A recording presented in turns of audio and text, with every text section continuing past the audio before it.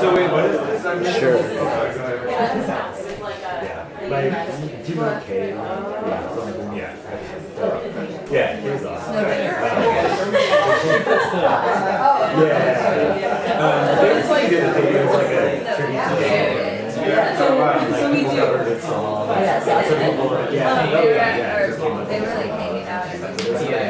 were like hanging out.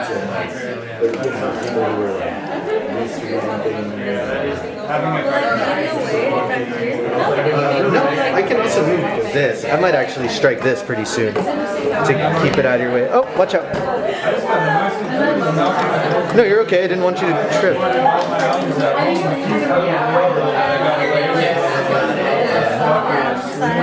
Eventually, I'll just go handheld. Which one is the mic? Nope, Daryl. That's probably. Do you want me to, or do you want me to stand there and I can do it for you? Yeah. Where are the bodies supposed to be? Oh. Oh, that's great. Cool. Thank you. Yeah, you can actually see I have shaky hands. Yes, I probably.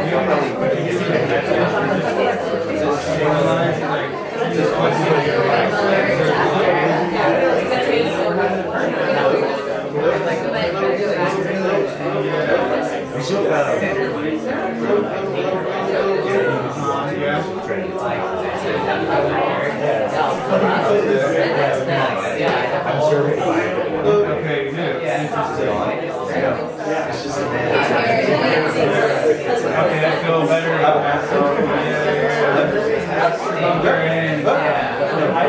Just only the photos of God. Okay. Maybe that works. Hey everybody, is mic on? Yeah, the mic is on. Hey, cool. We're gonna start. I don't know how to make the whole house start. Unpoetry!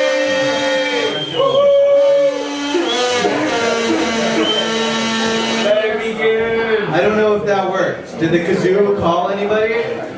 Maybe. We're gonna start, everybody. I'm gonna start a timer for me. This is us starting pretty on time for an unpoetry, if I'm gonna be real honest with you. Cool. File in, find a spot to be comfortable. Cool. Well, welcome to Unpoetry. Yeah. We'll get to it. Yeah, the magic conch has been sighted, dude. Alright, so, I gave myself a timer. Welcome to Unpoetry. Thanks for being here. I know it's an actual night, like a weekend night. Am I right about that? Yeah. So, like, your presence is noted, and thank you for choosing this, of all things, to do in Seattle. This is wonderful. Okay, that's just to keep me.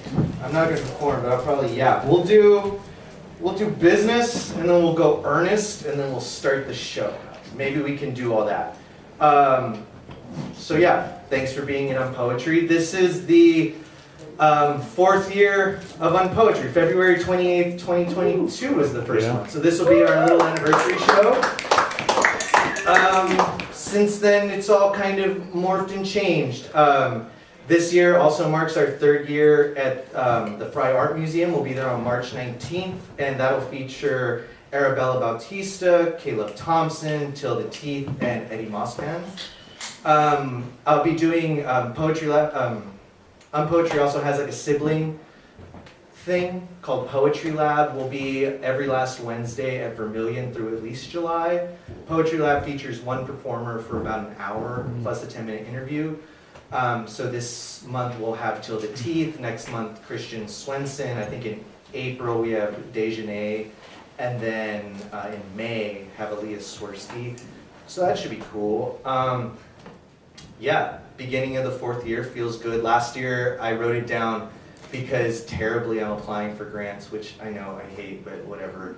But last year we did, I think, 22 shows featuring about at least 80 artists, and I was able to pay a chunk of those people last year. So we, all in all, by the time we reach, I think, July, I'll be able to hand out about $8 grand to like local artists, almost all local, which is pretty good.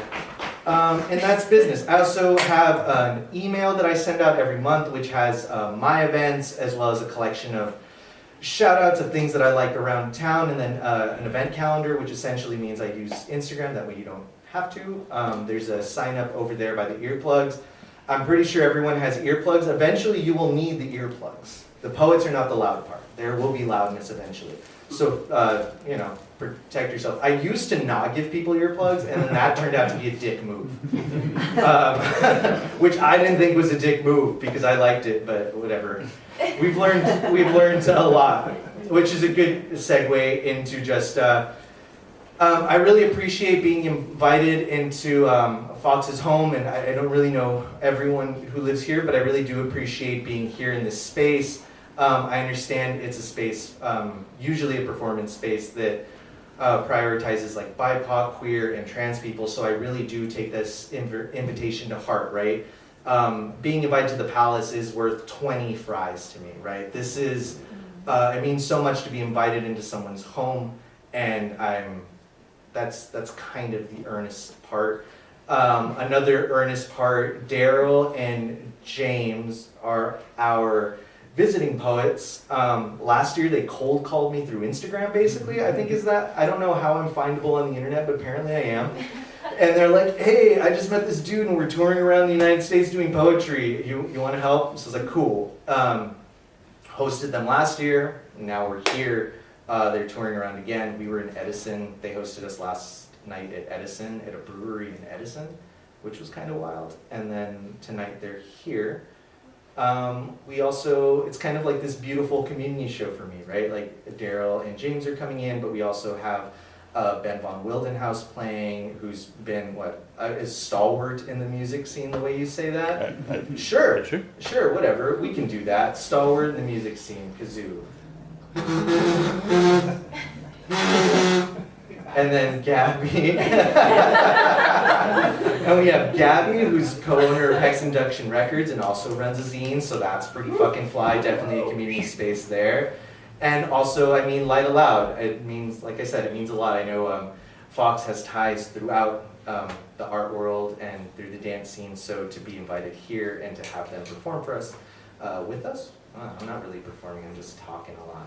And I think that was the business. Apparently we're going business, earnest, back business as I learned, because I refuse to write a fucking speech. Refuse. I do it at the Fry, and every time I do it, I'm like, why the fuck did you write a speech? You can talk to people. And then I do this, and I'm like, well, this is why. This is why we write speeches and read them with shaky hands.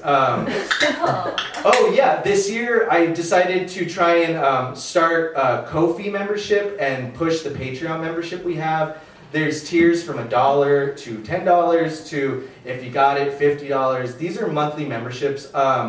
The events at Unpoetry are free. They will always be free. I have an online archive of videos. Basically, almost every Unpoetry is either in audio or video form, plus photographs on the website. That's all free, no paywalls. The newsletter is also free. So all of that is free. The events will always be free. But I figured, because I had so many people on the newsletter, and a lot of people that come through here, and it's like, okay, well, if like everyone on the newsletter gave at least $5 or $2, that's close to $8,000 to $1,000 a month, right? Add that up over a year, that's everything that For Culture has given us. Poetry runs on 10,000, right?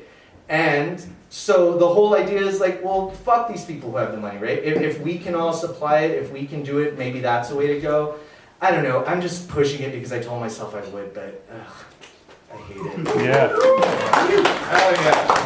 Thanks. Kazoo of vulnerability. This is my friend Rodrigo's kazoo. He couldn't figure out how to make it work, but his lost my game. All right, that's probably enough. Thanks for being here. Maybe I'll think of something earnest to say later. That's usually how it goes. I fuck this up, and then after an hour and a half, I'm like, I got it. I'll nail the landing. Cool. So, dig in, have fun, be comfortable. Let me know if you need anything. Maybe I can help you with that. I don't know. First up, we're going to have Daryl Gussin, everybody.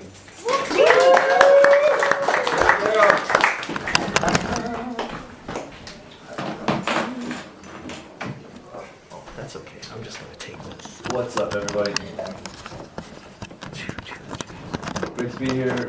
Great to be working with these lovely people once again.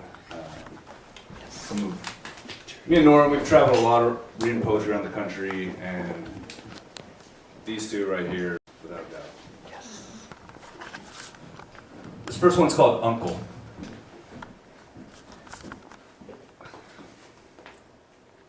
Entwined within the threads of my most basic concerns is this deep-seated fear of being that childless uncle who passed on while you were still a kid. The uncle that you have fond memories of, but never truly knew. And with every new nagging pain that springs from inside my body, I can't help but think, this is how it starts. This will end in tears. And I wonder, am I staying alive for myself or for my people? Are we all just staying alive for each other? Is the underlying crux of humanity an undiscussed sense of obligation to remain in this realm for as long as our brittle bodies can take the abuse? Tears. Endless tears for the rest of your long life. That is my fear. I refuse to be the distant childhood memory in the mind of an adult. I have to survive this life.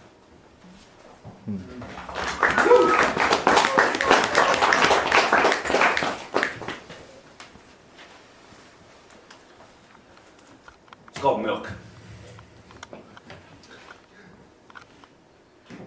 You gotta cap off a bender with a bang.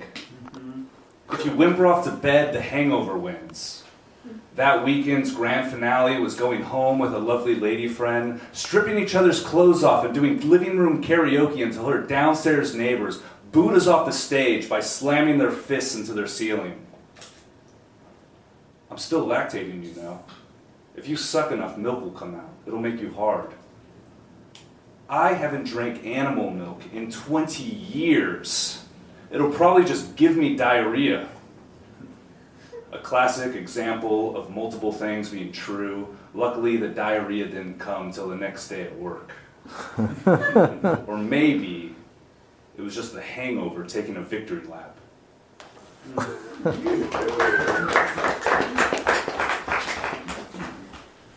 All right, so this is the first of me. I released my friend's book. His name's Yvonne Salinas. He's a stalwart of the LA poetry scene. He doesn't have the same privileges when it comes to traveling that I do, so I decided to release his book and just read a poem from it everywhere I go. It's like an ekphrastic collection. There's like an image that goes with every single poem, and they're these beautiful, gritty, black and white, high contrast photos that he took and adapted and wrote this bizarre tale that I get to read for strangers. This is the second poem in it. It's called Untitled. Titleless poems take the passenger seat. They jack off to lowrider magazines. They ain't got no owner. They escape from the margins and throw their own party away from your eyes. They protest daily. Smog, rain, time. They protest, and they never go quiet. I was going to say, it's an interesting read. I'm not quite sure I fully understand it.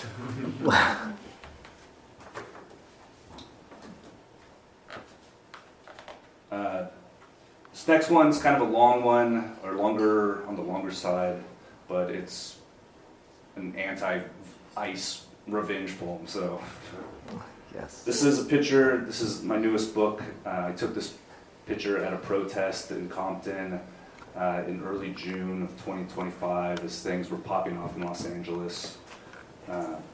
This is like probably the funnest afternoon of my entire life when the whole city of Los Angeles decided it was just time to start fighting the police. It's called Two Onions and a Potato. Tommy placed a plastic bag on the center console of his truck as we headed south down one of LA's numerous freeways. I'm not sure how much he's had to drink today, but it feels like he probably got started pretty early because it's just barely past noon. Finally, I ask, "So what's in the bag?" "2 onions and a potato." "Really? Why?" "I don't know, that's what was on the counter when I left the house. Fucking ice bastard Nazi motherfuckers can't come here without expecting to get hit in the head with an onion. What could be more degrading and painful than being hit in the head with an onion?" "I don't know, I guess we'll just have to find out." From the safety of the passenger seat, I watched this poem just kind of flow out onto the day, filling the space between the cars on the 710 South and glistening like a puddle of rain and gasoline in a shallow pothole. I watched it as it wrote itself with effortless dignity, crumbling in its own triumph, typos and all. 2 onions, a potato, enclosing authoritarianism, undiagnosed oppositional defiance disorder, multiple decades of punk lyrics read as doctrine, and the dregs of last night's bottle of whiskey all orbited the poem, bobbing in and out depending on context and syntax, incendiary plot devices and swirling chaos that gave no pretense for order. Finally, the truck was put into park near Alondra and Atlantic, and we'd see if the poem was to live on in completion, giving hope and faith to each new reader, or was it to be scrapped? Another sack of shit in the landfill, another Saturday squandered. This ain't the ancestral homeland of the Republican fucking party, and their asshole cult leader is the last person to decide who stays and who goes. Well, I'm sure these onions will knock some sense into them. 1 week later, I'm trying to write a clever ending to this poem while sitting on the curb in front of the Metropolitan Detention Center in downtown Los Angeles, which is currently being guarded by post-pubescent, heavily armed members of the Marines. Our protest will end at the 8 p.m. curfew. Until then, we gather in uncoordinated frustration, not sure what we're even accomplishing other than getting a suntan and letting each other know that we're not totally crazy for thinking that the whole situation is endless fucking fuckery. A clergyman is praying, and I can't help but think if there was a God, he would open up the clouds and crush these jail doors with his hands. But if he gave a shit, he would have showed up by now. Showed up at some point when the 100 million indigenous people of the Americas were being murdered by colonial hands, a legacy and tradition kept alive by the hands of ICE. Hands stained with blood from economic violence, political violence, violence. The hands of God are not here, and if they are, it is disturbingly so. I find myself in my own daydream. I'm watching 40 rowdy motherfuckers pushing a massive onion down Alameda, crossing over the 101, the dipshit Marines helplessly firing their rifles at it, the onion picking up speed and crashing into the building as the detainees are ejected to safety. A second onion is close behind, chasing ICE and the Marines westward down Pico straight into the Pacific Ocean. They all sink to the bottom under the weight of their taxpayer-funded tactical gear. Those who choose peace and shed the bondages of the war machine emerge onto the shore naked, reborn, baptized in the waves coming off St. Monica's Pier. She sheds a silent tear of joy as the children transcend into their new life. Then we get the news. A massive potato has landed on the White House. There are no survivors. Back at Alameda and Aliso, skaters are doing tricks on the rubble while the remains of the building get a fresh coat of Krylon reading, "Only the people save the people." The people, 2 onions, and a potato. The people working together. The people caring about one another, beyond race, beyond class, beyond religion. We all eat potatoes, and onions.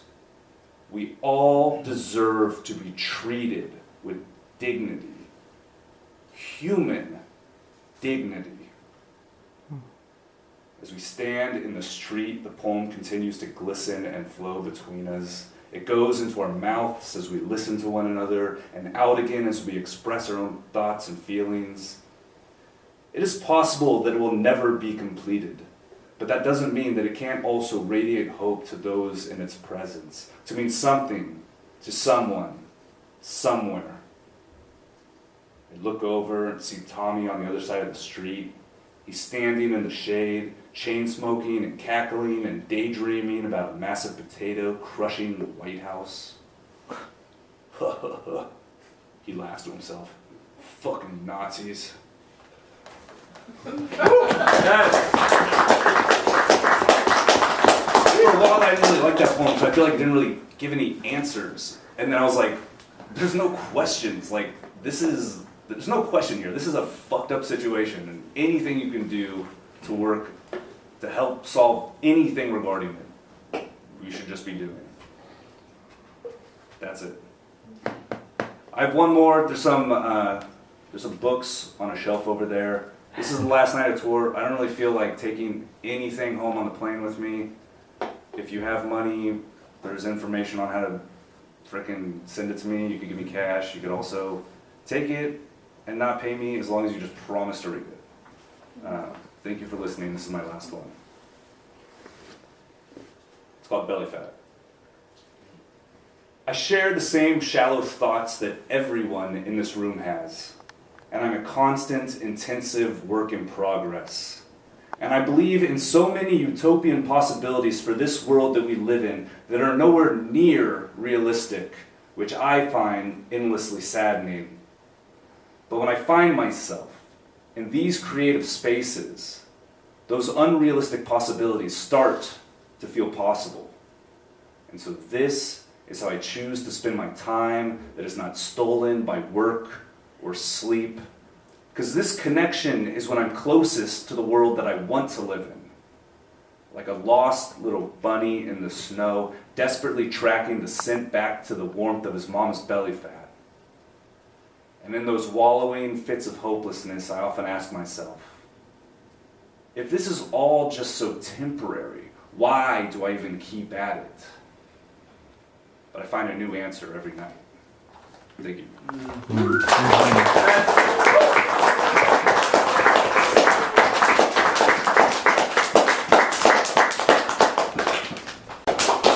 Maybe? Oh, there he is.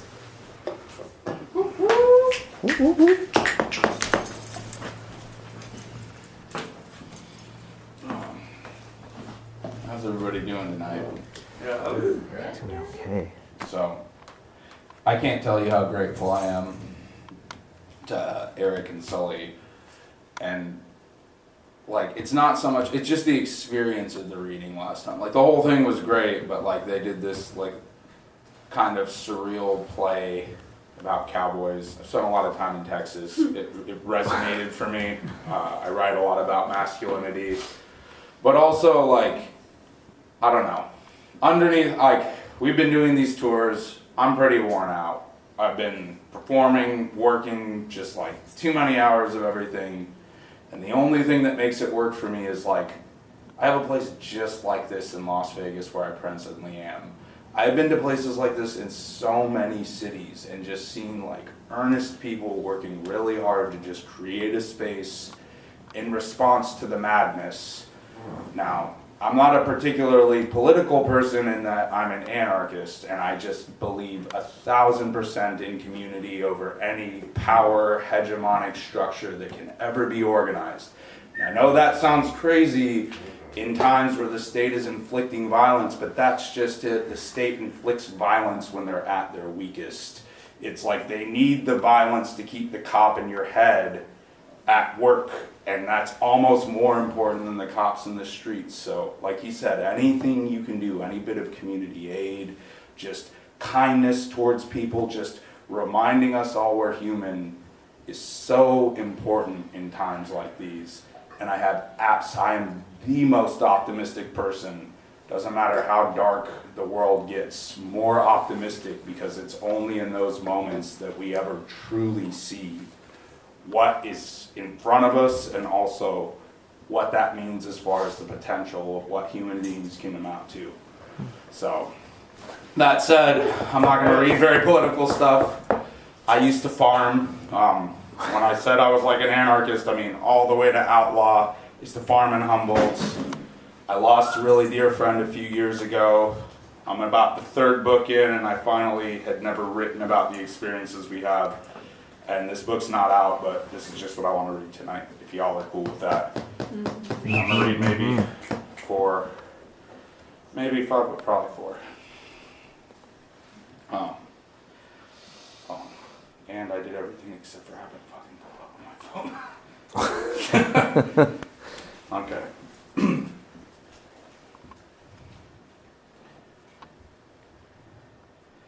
Oh, shit. That's not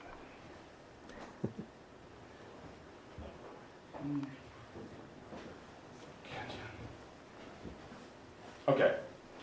The first one is called A Few Things We Left Behind. 4.5 acres of field cleared via skid steer and chainsaw, then tilled, plowed, and rode for planting. Approximately 2,000 clones bought with crypto, stashed in a horse stable, converted into a nursery, plus 5 times as many seeds. Several imposing stacks of slow-growth fir rounds slated for milling to become a caretaker's cabin or two on the back acres of the property as a retirement community for old burnout poets. 2 ponds cleared with heavy equipment and lined with thick rubber for water storage and or fire management. 8 hoop houses with no skin installed. The uninstalled skins for 8 hoop houses. 7 pieces of IKEA furniture assembled and arranged by said old burnout poet. 1 fancy new garbage disposal procured in a similar fashion. About a month's supply of groceries. 3 beehives delivered the final week before sudden evacuation. My dog to be retrieved and then finally relinquished to my sister in the chaos of retreat. 1 ounce of mescaline purchased off the dark web by request, which the cops found but didn't care about once they'd assured themselves they weren't dealing with a murder. The bones of a deer scattered across the property by a mountain lion who took a week to finish such an impressive feast. Someone's dreams, which quickly became someone else's nightmares. It works in several directions when I try to figure it out in my head. My very first hammer. The world I grew up in, built hastily across an entire decade. 1 older brother, chosen and not provided randomly by fate. Any final claims to innocence. Nothing is ever promised, and even less is earned. At least I know that now.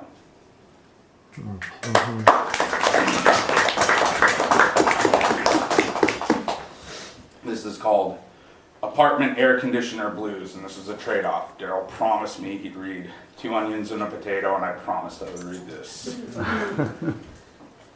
My first real drug experience was huffing Freon straight from the air conditioner at the apartment complex where a friend lived in middle school. She wasn't a particularly pretty girl, but she was pregnant for any of the cheerleaders by a 19-year-old who lived a couple buildings down. It was around the time I almost joined a gang. Some older kid I'd met at the skate park. All that shit about family appealed to me, or around the time I boxed one of the most popular kids at school because I'd just moved there and was treating my new home like jail, I guess. And although we were supposed to do it publicly at the park, he ambushed me on the way from this same apartment complex with some older kids and a camera. It didn't amount to much except that I never joined that gang. Not after I'd found out they brought a gun to the park, and rumors swirled around school, but the rich kids left me the fuck alone after that. Me and my burnout friends would lie on our sides by the nozzles where they refilled the units, giving it a long kiss,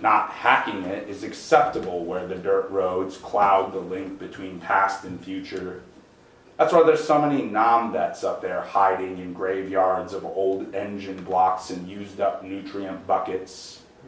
The demons are tolerable with so much space to cohabitate. I'm not saying it's wise, just that I know.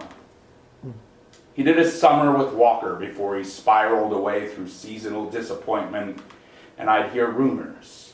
He was bartending at a grill, teetering off the edge of the known world where we all used to get drunk and pick fights with whoever had a problem. Yokels, each other, God himself.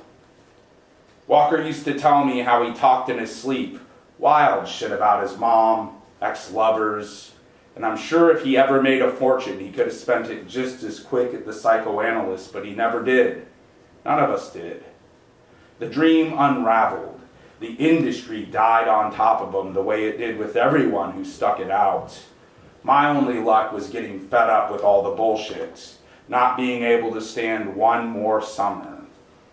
He adapted, like a pig gone feral, carried a certain gruffness, gave up the guitar for the bottle, must have like 10 dogs by now, none of which will live into the double digits.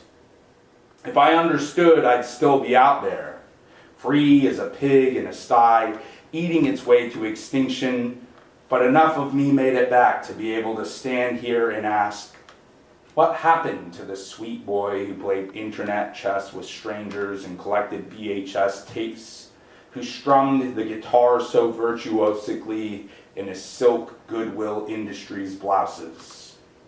Some would say he lost his mind. Others would say he found a destiny. Not the kind men brag about, but one he could call his own. All that's left to ask now is, has he discovered methamphetamine? Does he still talk to his mother in his dreams? Is he at least getting laid out there? But if you see me at the bar, please don't ask me if he's coming back.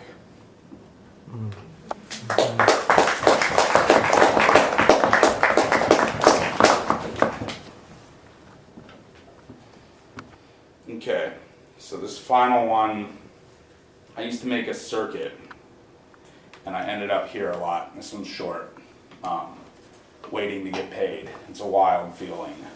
It's one of those things, maybe writing this book has been about like just putting words around like feeling like you're rich, but you have absolutely no money, and you're like owed a bunch of money, but you don't actually know if that money is ever gonna materialize, and it usually doesn't, and it's like a whole cycle. So, being rich on credit, but... Okay, so this is called Those Seattle Blues Got Kurt Cobain Too. Waiting for money, laid up in the mist and gloom, it's strange to be rich on credit, taking out fast cash loans against the principle of your blood, sweat, and tears while the casino of disorganized crime, a network of the young and brave and lacking in risk assessment function, does what it does to whoever is in the way. Someone gets pulled over in Utah. Someone else takes a gut full of bullets in a forced entry holdup in some southern state where they can't even tell the difference between indoor and dep, where they still smoke that stress, which makes it so much more lucrative to buy up whatever isn't selling back home. This is all before the rap videos are talking about that gas, or all the hot money fled into the arms of the crypto financiers, copying big dreams and sloppy outfits on the same old pyramid scheme.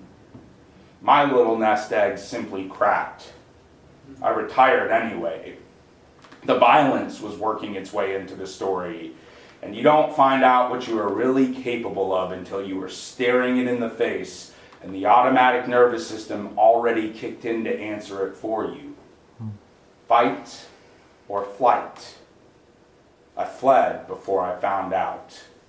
Those Seattle blues squeezed the hope out of me like a tube of toothpaste, and I tumbled through the floor of my disappointment towards Texas, where the real estate was supposed to be cheap enough to start over. Zipped right past where another one had been arrested, had sweated it out in a tiny local jail while the lawyers strategized at a hefty fee per hour. And certainly that one wasn't on me, but it still felt like it because we were so close. I lost everything, all of it, though others figured out how to lose even more. Turns out that I was all that was left. Do you understand me yet? I was all that was left. I only wish Kurt had figured that out too. Thank you. Hell yeah, that was James Norman and Daryl Gussin, everybody, from LA to Las Vegas. I love that they hit me up every year. It's great. Whoa, holy shit. Up next is Ben von Wildenhaus. Sorry, there's a lot of you. It's not. I was like, whoa, that's more people than the last time I looked over there. Ben von Wildenhaus, everybody.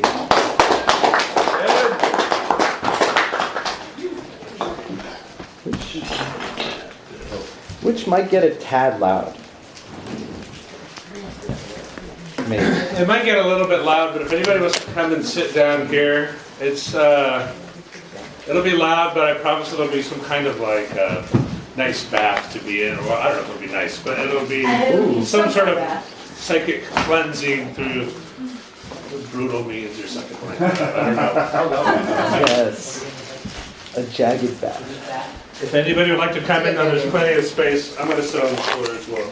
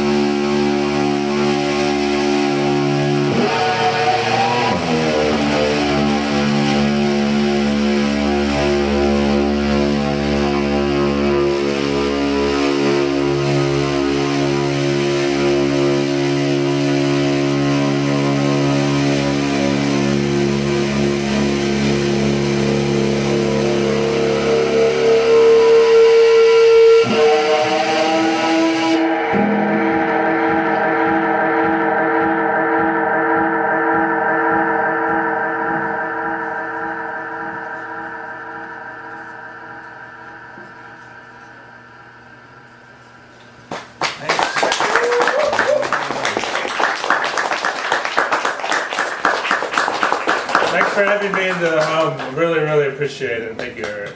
Thank you so much. Yeah, Ben von Wildenhaus.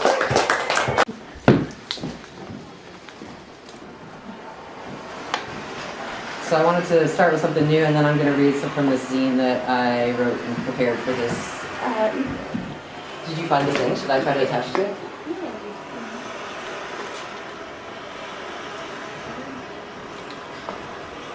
It's not coming right up. I think this is good enough. I'm going to go with the flow here. Note to self. If the family text starts, I want to toss her, abandon ship. Close, don't save. Yes, the absolute thrill of tossing children into snow, water, hay bales, bed is physically stored in our bones until we die. Marrow excreting gentle bursts from the joy reserve is absolute freedom and affection embodied in brisk, keen frolicking, is ours in chemical bondage as the flavor of safe release. We tilt-a-whirl stays connected, old carnival joints gently bend.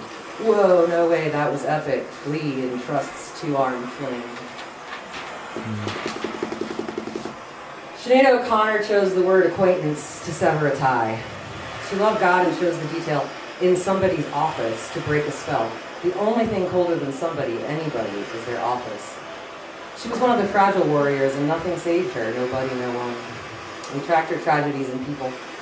She'd let me cast angels to guard her, but they aren't real. She'd open it all for us, a pearly reprieve from the masks, a breath. And life gnawed at her, its hounds snarling, horrid. We sent no chariots, nobody, not one. Ugh, Russian nesting mistakes, shake, no shakes, Slake's thirst for oblivion. Stickiest time, date, version control bullshit. Yes, it's true, I admit to being utterly full of shit more than some of the time. Risk devours calories and controls the versions of neurons most pleasurable to me, leaving the rest to rust in October's chilling dew.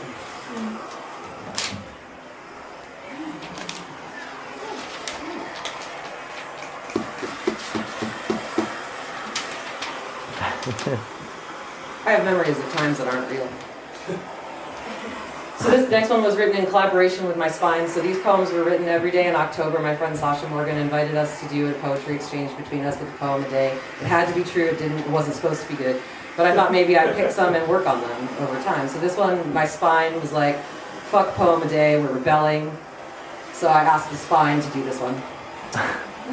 Concave dials, vials hallucinate, trail, gale, irritant, wild, friar, insinuate, nasal, basal, infatuate, whales, bales, disintegrate. There's kind of a spine picture on that page. Blood play. The key to Gil is to be trusted, I tell her. Sex is for your desire. Choose to do only what you want. If you leave, you will have left already. Rub your belly, firmly, clockwise. Sharp elbow, up and back, to take breath. Supremely talented. Express it, don't hold back. Do it for no reason. Soft and sweet in your own ear. Embarrassment is weirder than God. Summary. Thick pleasures and truly private thought must be protected. Spout. None of my favorite poets lasted this long. Down the spout they led themselves. Down, not up, as I coached Shower Spider. She would have made it, but didn't. This is a Thanksgiving poem. Your curiosity is disgusting me. Cow labia. What do they look like? White with black splotches, or pinky brown, or on a spectrum aligned with maturity, like ours? They're gonna lap our gravy up. Even the ribbons on the housewarming candle gift are rosemary scented. Pow me up! What if the derision attached to flags and life paths, snatching care from veterans before National Giving Day? Always the beats, they act up. Flee the scene, everywhere a trace. Roast, roast, to the coals we go. Little fox cubs tumbling bloodily down, down. Rinse, roast, roast, roast. The goat cheese, their forever friend. Something fresh for the dill seekers. Reused jar shape from full, serene. And now between the entire scene. Is Gabby Grimes the guy she hardly knows the books for right now? In memoriam slips in each book from Clement Stark's collection are a portal, a slice of immortality, a care instruction to the stewards, and a tour guide to all the Wachowskis, so what if they're duplicates? All the Hungarians and Poles I can't name but worship, some familiar, some new. So many Buddhists, and even an introduction to a form to me new that will remain unknowable, though I was wooed by a colorful foldout. The Chinese box poem, read exponentially across each way, up, down, and diagonal. Intention finding its Tao regardless how. Richard Marx is the one who swore he left her by the river, right? The Rico Kasich asked, who's going to drive you home tonight? Smoother than orthodontic cement, less rancid than exhaust, but eerily murder adjacent both. Who's going to block his arm? Tell him to get lost. Fierce cargo, would the images of filth after death, Kodo's Kushi, were secreted from these tender, lovingly crossed bug eyes, widened by bottled bottoms aiming to avoid the chasm in the rotunda. Each guides a mannequin somewhere cleaner. Bones in my pocket to cast for fortune, though zoom we went down the river. Chase though I gave, I had no chance to catch you, for I was a little brown bird, and you rode a jet ski so sleek.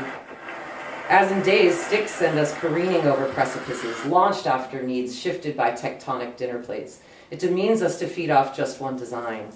Safer on water than on wheels, but softened heels suffer the earth to break. Just try your rubber soles against the lip of the shovel. See how deep a hole your soft approach burrows. Hail Mary to cover my bases, though the witches would say that's not it. Faith over practice, though, since we are but a sequence of motions. Your jet ski circles back for my little brown bird to share in immensity. Thank you all very much. That was Gabby Pageford, everybody. She has this zine you can sign up for, which is Oh yeah, I do a hex induction quarterly every quarter that anyone is welcome to subscribe, and we give it away free at Hex Induction Records and Books. And Valentine's Day, the 14th at 5 p.m., we're having a great party at Hex Induction Records and Books for a poetry release by Ruben Mendez. Yes, there we go. Thanks They for make their own reminding me of books. business. Yeah. Business. Of course, I love getting them. I don't know, quarterly. I don't even know when they come. I just love finding them in the mail. They're Yes, great. That's how I me. learned. Hexinductionbooks@gmail.com. Yeah, also take submissions. Cool. Up next, we're gonna have Light Aloud. I think we might have to do some rearranging, but I don't know. So maybe we need a few minutes. None of Light Aloud is around. I'm assuming they're around, but they're gone. Probably we're gonna flip the stage. Maybe give us like 5 minutes, and we'll be back. And then also there's like, I forgot to tell everyone about like Diet Coke and seltzer water, if that's your jam. So 5 minutes, and we'll be back.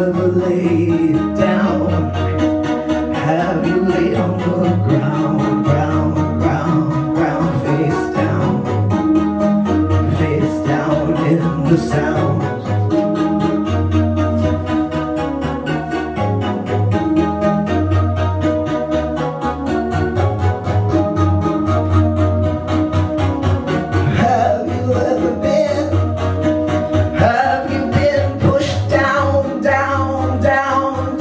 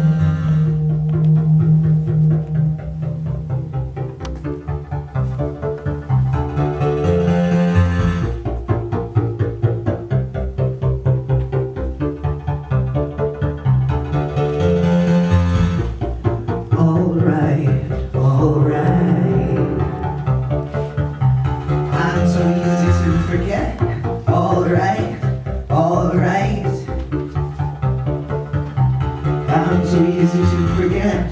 Alright, alright. I'm so easy to forget. Alright, alright. I'm so easy to forget. Alright, alright. I'm so easy to forget. Alright, alright. I'm so easy